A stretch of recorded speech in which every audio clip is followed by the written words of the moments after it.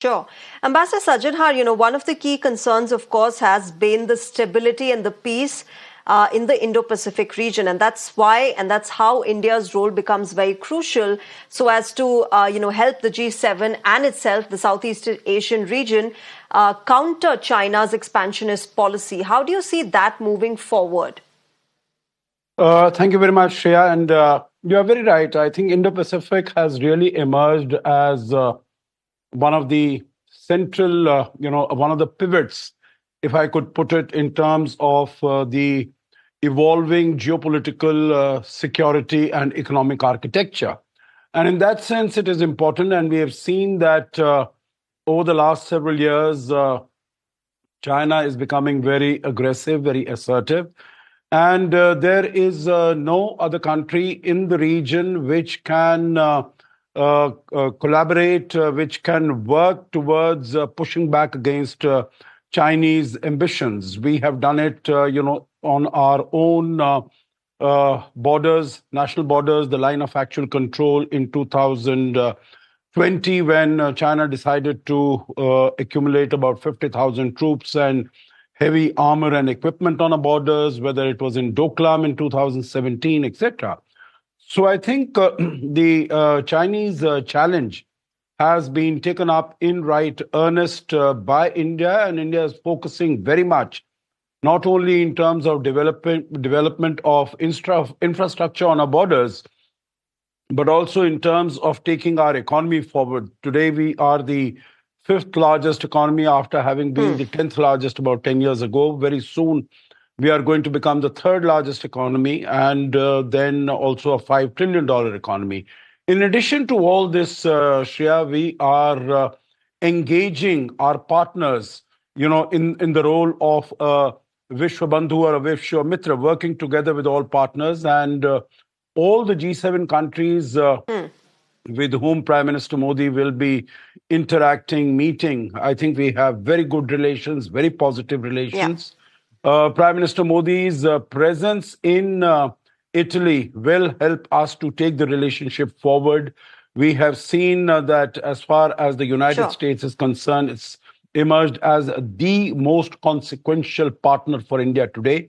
Last year, just around the same time, we had the visit of Prime Minister Modi to Washington, D.C., in response to invitation from President Biden for the state visit. And he was the first Indian leader to address the U.S. joint session of the Congress on two occasions. So the point I'm making here is that across the board... Ambassador Sajjanhar, since you mentioned United States, let me take this across to Michael. Michael, Joe Biden has reached there. He is in Italy. And the US perhaps will be pushing for an agreement for a consensus on a $50 billion loan to Ukraine to rebuild itself. Do you see that happening at all this time around?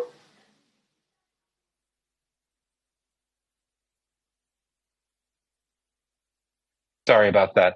There's definitely going to be a big push, for sure. This is going to be one of Biden's major goals. It's unclear what will happen, but clearly there's going to be a lot of consensus, I think, within the G7, the formal G7 members, to try to pursue that goal. It's going to be one of many discussion points on the table here. But yeah, this is something that President Biden will really want to do. I mean, it's been a consistent policy from the Biden administration since the war broke out to do as much as possible to supply Ukraine with assistance in ways that go beyond, obviously, putting boots on the ground, so to speak. But we'll see what happens. But the G7, for the most part, these are countries that get along, unlike the G20, where there's naturally going to be a number of disagreements on a variety of issues. I think that if you're looking for a big deal to come through like that, that consensus would be achieved at a summit like this. But we'll see what happens. There's always a level of unpredictability baked into these things. Sure.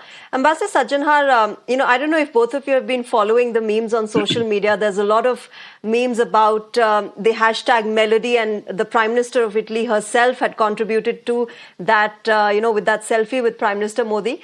But aside from memes, aside from all the humor that's been going on, how do you see really the India-Italy relationship? We've been building on it. We've now sustained that healthy, friendly relationship. Moving forward, the fact that India has been called as an outreach nation in the G7 summit, it's not part of the grouping of seven, reflects a lot on the kind of role that it has assumed at the global table. Yeah, you're right, Shreya. So, not commenting on the memes, meaning they are funny and pleasant, and I think they give a lot of joy to many people who see them. It's humor. I think it's clean, good humor, which is, very welcome when we see that politics otherwise is becoming so very dirty. But more seriously, I think, I think you did mention, gave a brief mention to the elections to the European Parliament. So I think if there is one leader who has emerged much stronger in these elections, it is Giorgia Meloni. She has done exceedingly well in her right-wing, elections. All the others, whether it is Olaf Scholz or Macron or anyone else, they have not done so well.